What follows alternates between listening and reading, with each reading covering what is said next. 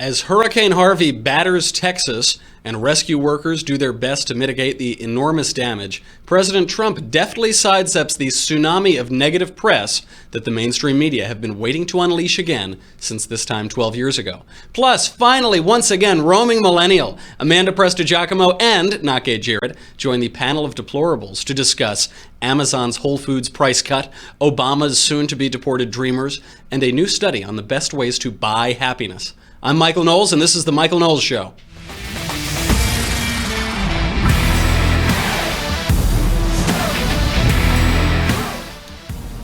Well, everybody, happy National Bow Tie Day. It is, you may have noticed, a little something different about my appearance. This one was given to me by a Republican political operative buddy of mine, Bill, in New York. I think he got it at the Union League Club there, which is a conservative club. And I will say, I think that all men should know how to tie a bow tie. It is a skill that any good gentleman should know, and you should use that skill very rarely, or else you become like Bill Nye or something. Bill Nye, the not very scientific guy. So happy National Bow Tie Day. I hope you all celebrate as well. And I also have to thank a little bit of news over the weekend. We were off. We didn't have a show on Friday. And I came home on Friday. I never check my mail, so my mailbox is stuffed with like 100 Wall Street journals and letters and stuff. And there's a letter in there from the White House. There's a letter so I open it up, and it's from President Trump, actually. He was thanking me for my literary contribution, and I think the letter said, "Congratulations on your success. Keep up the good work." So thank you, President Trump, a true supporter of scholarship and fine literature. I really appreciate it. And speaking of President Trump and doing a good job, we have his response to Hurricane Harvey. So just in short, I'm sure you've all been seeing the news clips and reading about it. This has been truly a catastrophe. It's been even worse than anyone predicted. There are 6 people confirmed dead already, but rescue workers haven't even gotten to the hardest hit parts of Houston and other parts of Texas. Houston's expected to get a total of 50 inches of rain. That's an annual total in 2 or 3 days. They got 20 inches of rain within 24 hours. There are more than 3,000 National Guard troops deployed already, 130-mile-an-hour winds, and President Trump will travel to Texas on Tuesday, so he'll travel tomorrow. Now, the similarities between this and Hurricane Katrina are pretty eerie, actually. Hurricane Katrina happened almost 12 years to the day before Hurricane Harvey did. Katrina was on August 29th, Harvey's on August 25th. Both presidents were on vacation. President Trump was at Camp David as this was happening. The media have both been waiting to pounce on the presidents for things that are beyond their control. They're both ready to criticize all of the verbal responses. So last week, before going to Camp David, President Trump was asked if he had last-minute advice for Texas before the hurricane made landfall. This was his response.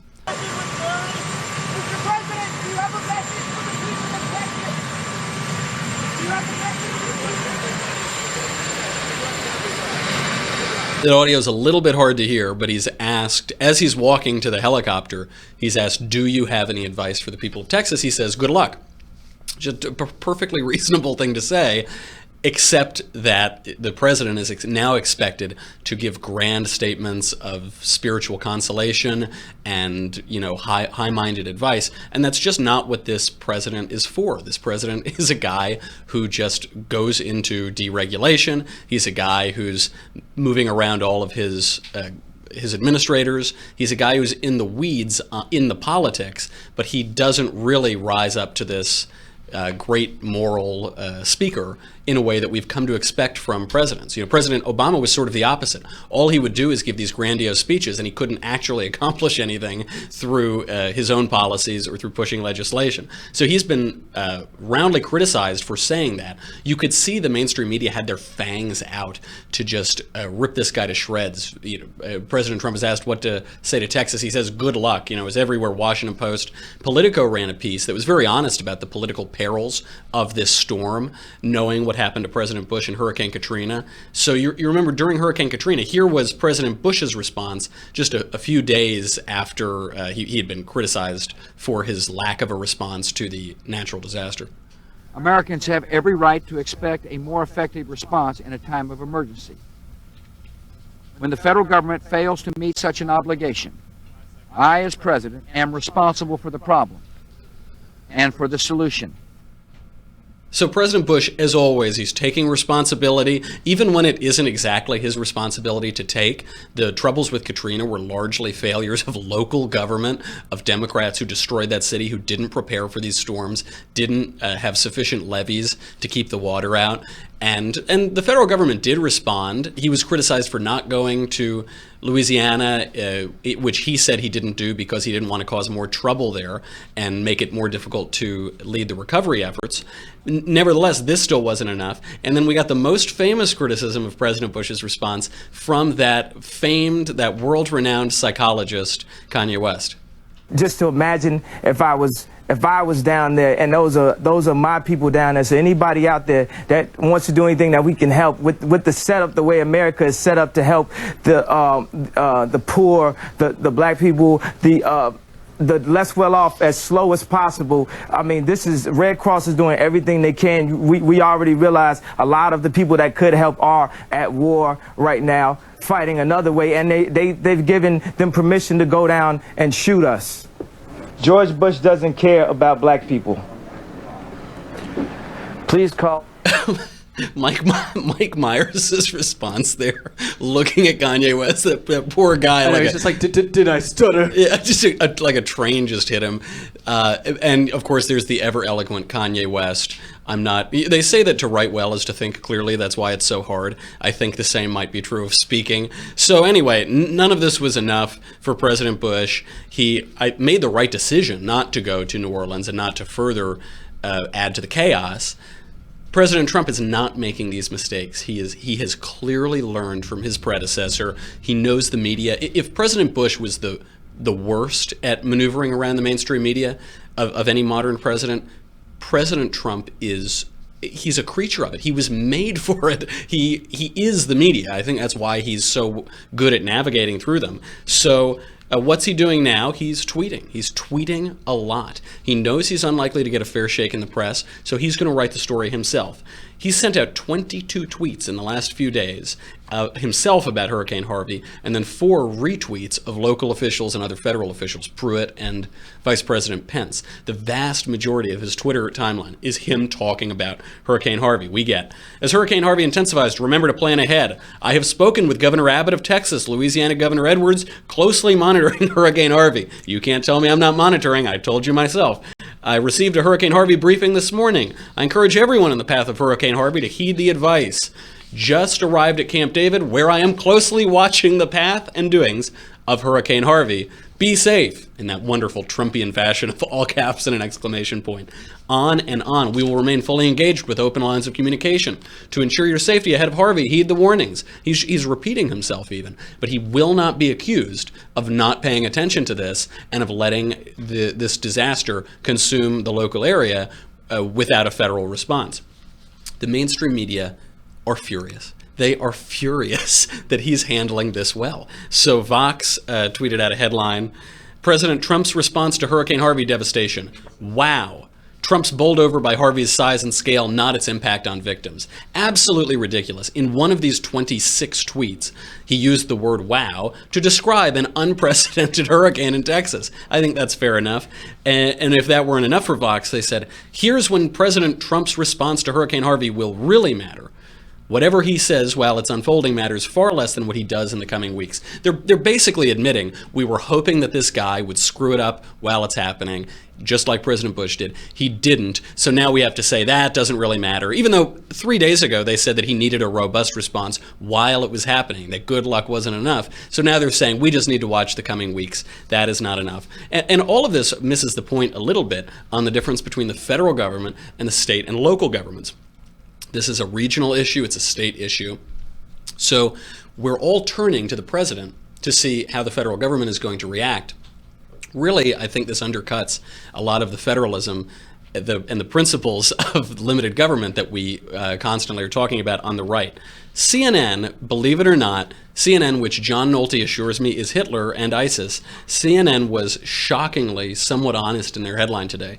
They said, quote, I know this is truly a magical day. Maybe we've all just been wiped into the apocalypse and we're seeing the impossible. The quote, Trump meeting and tweeting his Harvey moment. So CNN is acknowledging Trump is really rising to the occasion here. He's plugged in. He's being serious in his response. He's not yelling at celebrities or something. He's being earnest, and he's actually talking to officials and broadcasting that for all of us. They had to get that little jibe in that he's tweeting about it, but the only reason he's tweeting about it is because you guys wouldn't give him a fair shake if he didn't. If he didn't have that direct line of communication to the American people, all we would be hearing is a replay of 2005, and Donald Trump doesn't care about black people. I don't know how many black people there are in Houston, but Donald Trump doesn't care about Texans or something like that. And fortunately for him and for us on the right and as Americans, he is able to sidestep those Democrat hacks. With that, we have to bring on our panel. This is a very special day.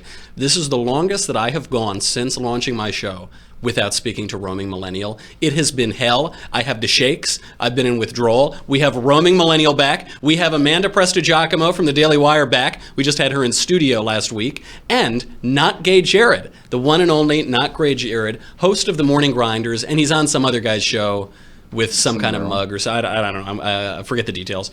Roaming, what role has the tweeting played in this news cycle? I think it's actually been really smart of Trump to say, like you said, almost not overdo it, but just really make sure to cover all his bases. Like, make sure that there's no way that anyone can accuse him of not taking this seriously or, you know, trying to sidestep this. I mean, I think if the Charlottesville incident kind of taught him anything, it's that he needs to be, you know, almost shove it down these people's throats, like what he thinks, what he cares about.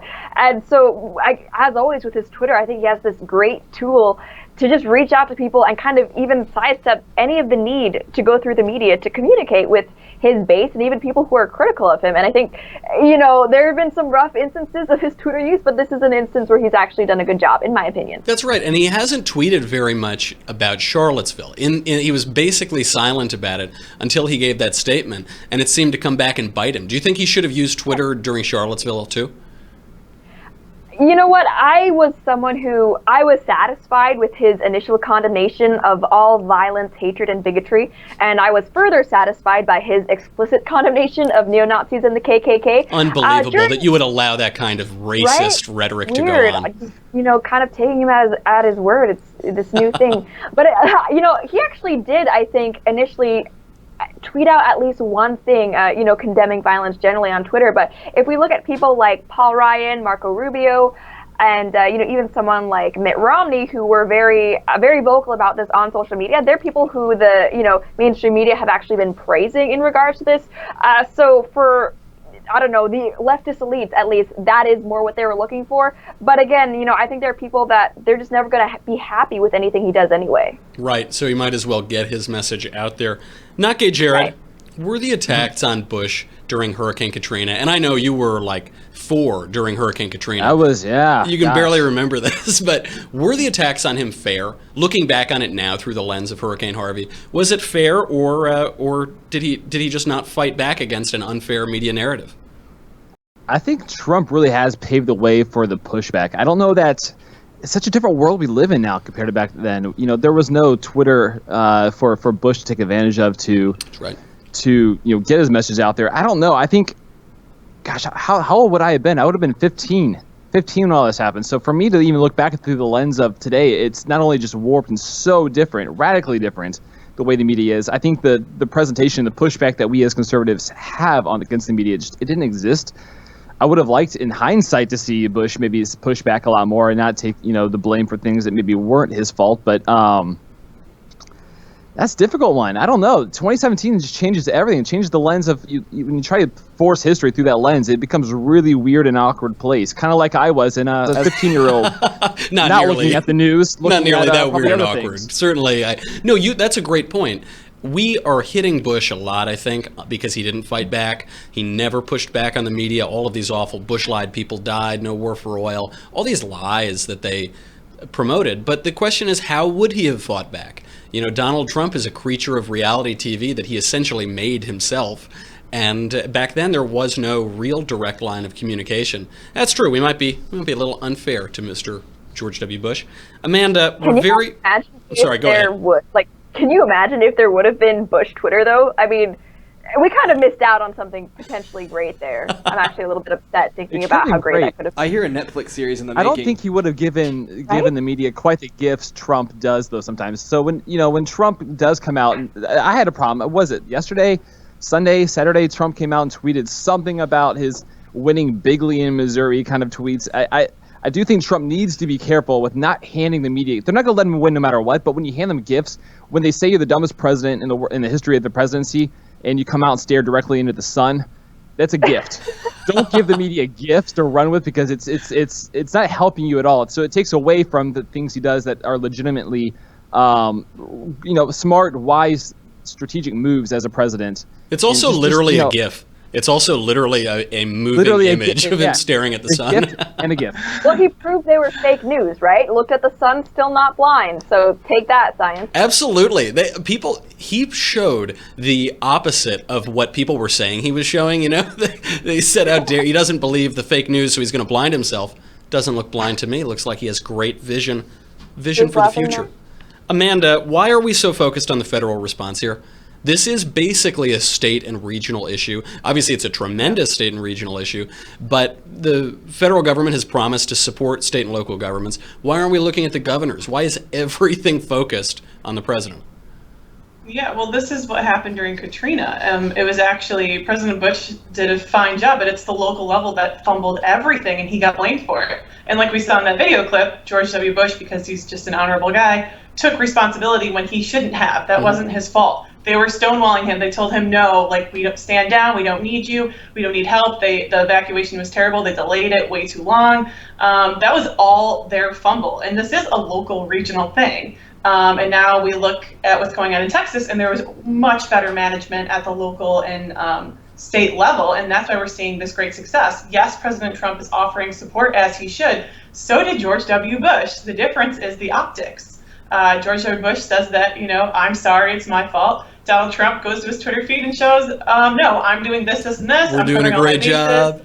Yeah, and that's the difference. I mean, this is a local state thing, and then of course the federal government is there for support, but this is more local than anything else. I even found his good luck to be clearly well-intentioned and fairly on point. Yeah. He's not saying we're going to abandon you in the storm. He's saying this, obviously, we're not going to be able to effectively control disaster relief from thousands of miles away. So good luck, take care of yourselves, and we'll be there when you need to recover.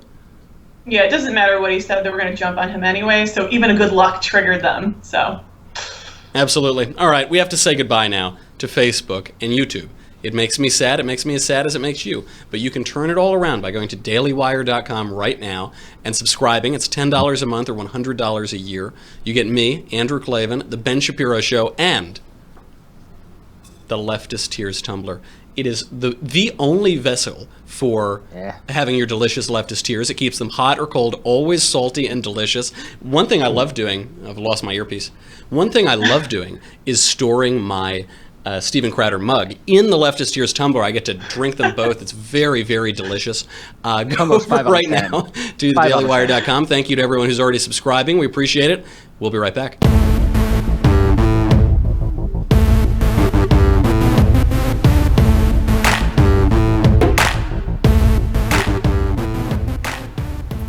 I got so excited by that I lost my earpiece. Came right out of my head. But luckily, I think I can still hear you all. We'll see. Now I'll just look like a robot for the rest of the show. Okay, we need to move on to very important news. Amazon has purchased the overpriced left-wing yuppie food chain Whole Foods in recent weeks, and on their first day of operations, they have cut prices by 43%.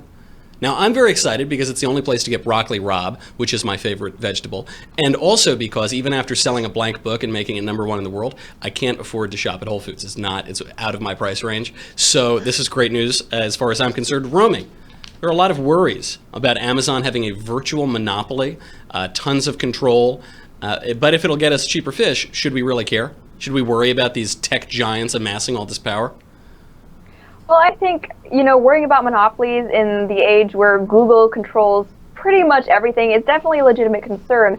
But when it comes to Amazon and Whole Foods specifically, there are so many competitors out there at the moment. I don't think we need to be worried just yet. But I am really curious about, all these price cuts they're doing. It's too early to say now, but I'm really wanting to know what's going on internally, like what kind of changes they're making to the way the company is run that they're able to do this, right? I mean, because like anyone, I want to eat healthy, but I also want to pay, rent, right? So for the longest time, I've always thought like Whole Foods is just like a place you don't go, like a Lamborghini dealership. But now, just get some of the price drops, and yeah, it's so much more affordable. And I'm just wondering how they're doing it. Like, is this like predatory pricing? Are they just trying to, make everyone go out of business and then they jack it up? Like, I'm actually curious as to what's going on in Whole Foods where they're managing to make these massive cuts. I wonder that as well. The same question could be true of Amazon, but Amazon keeps its prices relatively low. Amanda, on that, everybody talks about loving mom and pop shops. It's so nice. It's the old America Main Street, but nobody actually shops there because the prices are too high. Should we embrace our corporate overlords? Yeah, I'm not one of these people who thinks Walmart is evil or any of these big corporations are evil. They hire a lot of people. They help, people with lower income to buy goods and services. That said, I do wish there were more people, supporting local businesses. Growing up, my dad had a small bakery, small businesses, and it does, that sense of community that we don't have anymore, helping your neighbors and going to your neighbor's store, that would be nice. But at the same token, Walmart and, now this merger with Amazon, with Whole Foods, they're driving prices down, and that does help consumers, and that does help, your options and for low price, decent quality goods. So it's a balance. Right. I don't ever borrow cups of sugar from my neighbor. I don't think anybody's done that in about 40 years, because you can just get a drone from Amazon to deliver it to you, to deliver a whole bag of sugar. So much. There goes the old American community, I guess. Okay. I actually don't know my neighbors' names. I'm just realizing now. Well, is that just because you're in Asia and you can't pronounce it or something, or do you mean in America?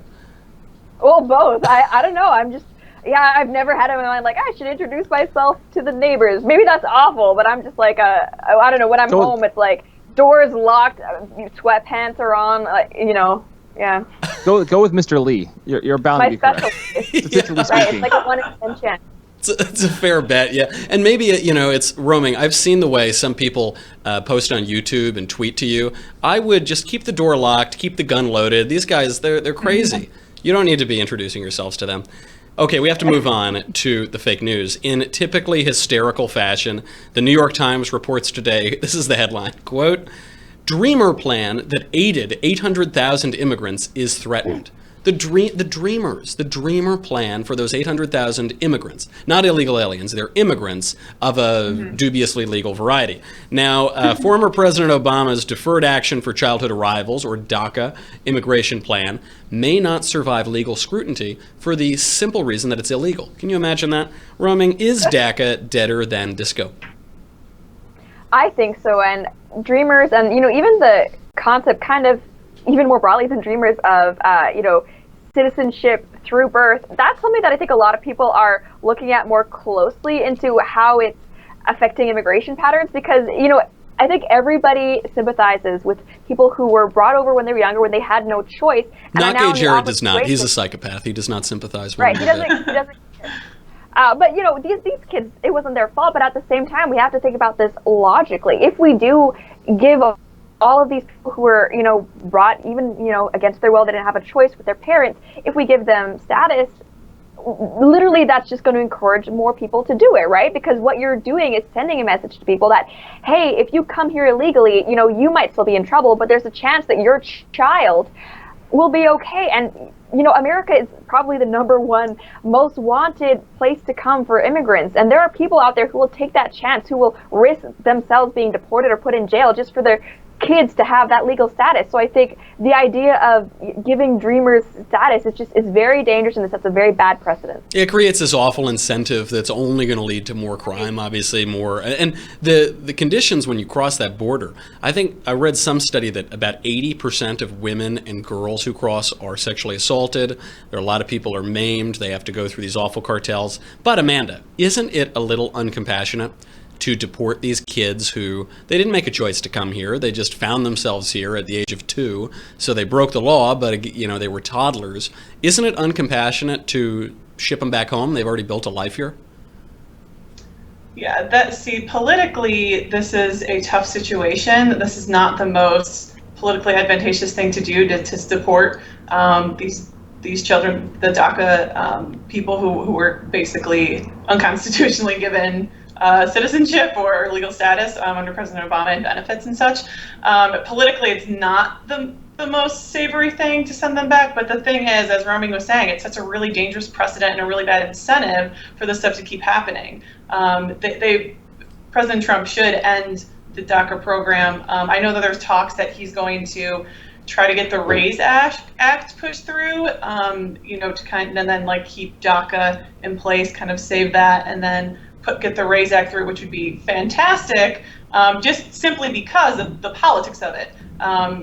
There are even Trump supporters, a majority of Trump supporters, who are not like gung-ho on ending DACA, who are okay with leaving these children here, or these people who are now grown here. It's not the most politically advantageous thing to do. That said, I think you got to get rid of. I mean, you got to stop it because it is such a dangerous precedent, and it is unconstitutional. We are a land of laws. It's clearly illegal. Really bad yeah. incentive. And you never see that reported, by the way. You never see it reported that a plurality or a majority of Trump supporters don't think we should just boot the kids out right away, because that would obviously contradict the narrative. It's like 75% or something. Yeah. But Amanda raises a great point with the RAISE Act, and that's something I hadn't even thought about. But if there was an immigration system in place that favored high-skilled immigrants that spoke English and went to American universities and higher learning institutions, there would be a possibility for these dreamers to just apply for citizenship naturally, or legal status naturally through that RAISE Act, because I'm sure many of these people, they're skilled, they have an education. So this is kind of an issue where perhaps we're not even looking from the right perspective. Absolutely. The problem is, sorry, go ahead, NotGayJared. Oh, I would say the problem is too. You go to every leftist website, every HuffPo website is reporting on dreamers, and in the background you can hear the Sarah McLachlan music playing, trying to keep these people, right? And I get it. It's sad, but for every hardworking, English-speaking, tax-paying, educated dreamer, we've got Jose over here stabbing people. So who's on the same umbrella? So we do. He's referring to a real person, by the way. In the studio, there is an illegal immigrant named Jose stabbing people. Yeah, it's a real problem. He keeps away the riffraff. I'm in Texas, so we're in feet of water here as we speak. Yeah, right. Exactly. But Miss Millennial is right. It can't be Plan A. So I think what Trump is doing is in kind of using it as some chips to play with kind of the Democrats on this thing, to say, hey, build the wall, because either we need to yank this program or nothing. It's all or nothing, because if you don't have the wall, if you don't have things in place that can really curb immigration, illegal immigration, it doesn't work, because then it does become Plan A for people. That's what I would do if I was over there. I would just hop the border, throw my kid, and say we're good as done. Americans. And I think Trump supporters would be okay with getting money to fund a wall and having the RAISE Act passed. So if we can get Congress to, coalesce around that, and then Trump maybe defers on DACA and lets that go, Trump supporters are not going to be upset. I mean, the RAISE Act would be huge. It's going to cap refugees. Again, it's a system that looks at who we want. We get to choose who comes into our system. It's not just family based on relatives. It cuts immigration in half. So this would be a huge win to kind of, as Jared was saying, use it as leverage. And I think he could do that. And walls. We got rid of DAPA, right? We were setting a DAPA for parents. Wasn't it like last month or 2 months ago? Yeah, that's silly. Yeah.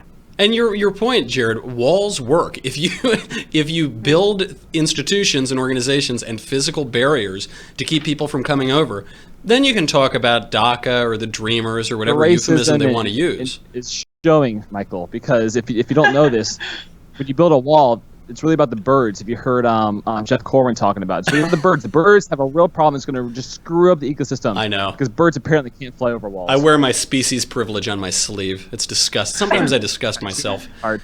Now we need to talk about happiness. Now that we've talked about the dreamers and dreaming, we need to talk about happiness. A new study published in the Proceedings of the National Academy of Sciences reports that you can buy happiness.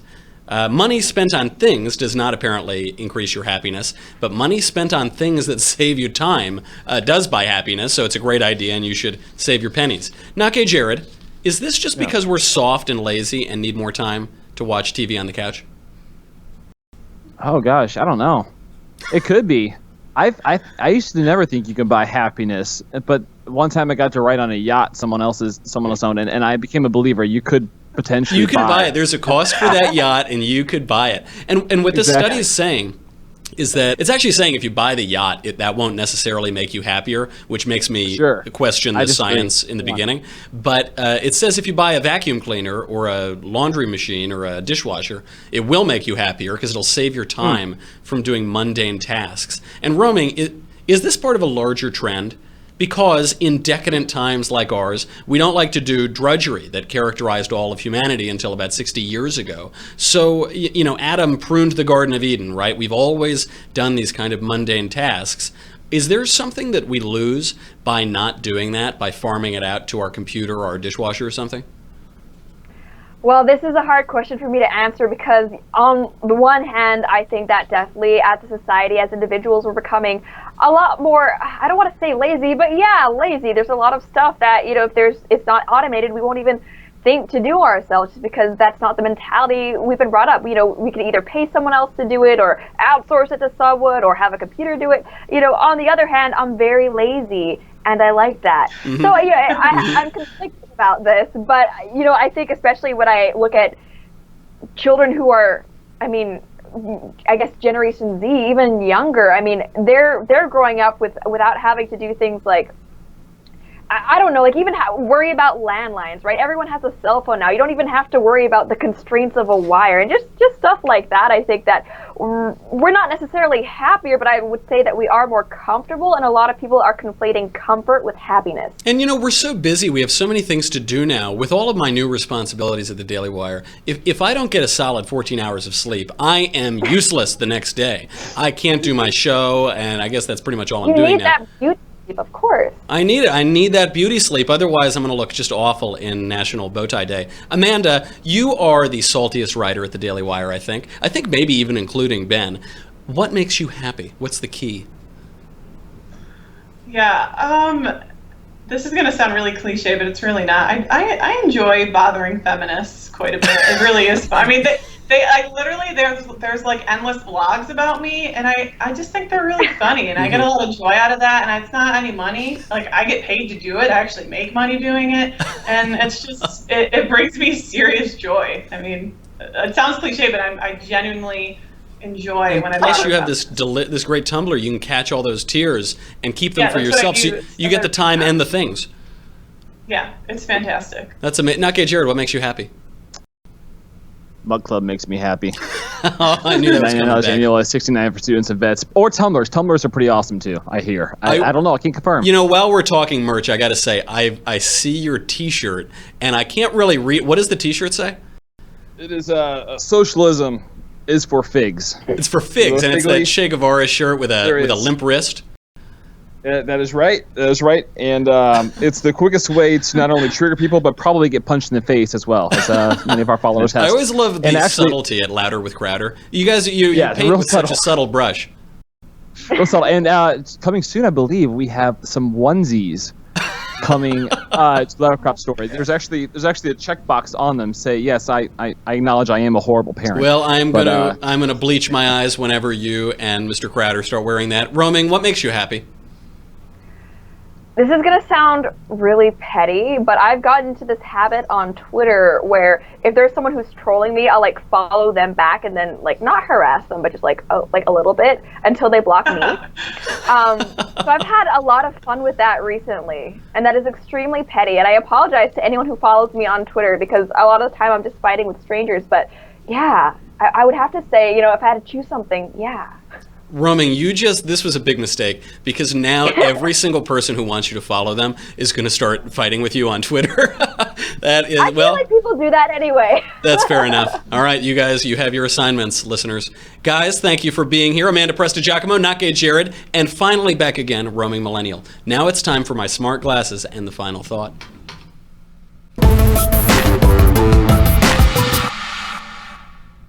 Endless think pieces have spilt ink over the question of President Trump's tweeting.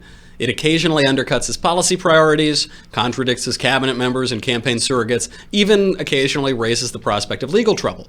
But Hurricane Harvey exposes all those worries for mere trifles. President Trump's attention to the natural disaster, and more importantly, coordination with local and state first responders, has been able and admirable. But we should remember that President Bush comported himself relatively well during Hurricane Katrina as well, despite the utterly failed response of local governments and a barrage of unfair negative press. The difference today is that President Trump sidesteps the mainstream media to speak directly to the American people and show them what he and his administration are doing, without the filter of Democrat operatives who masquerade as journalists. That direct communication has even made the mainstream media, in this case, bend the knee and admit that the president is doing well. Miracles abound. So keep tweeting, Mr. President. And you said it once, I'll say it again and again and again, despite the constant negative press. Covfefe. I'm Michael Knowles. This is The Michael Knowles Show. Come back tomorrow. We'll do it all again.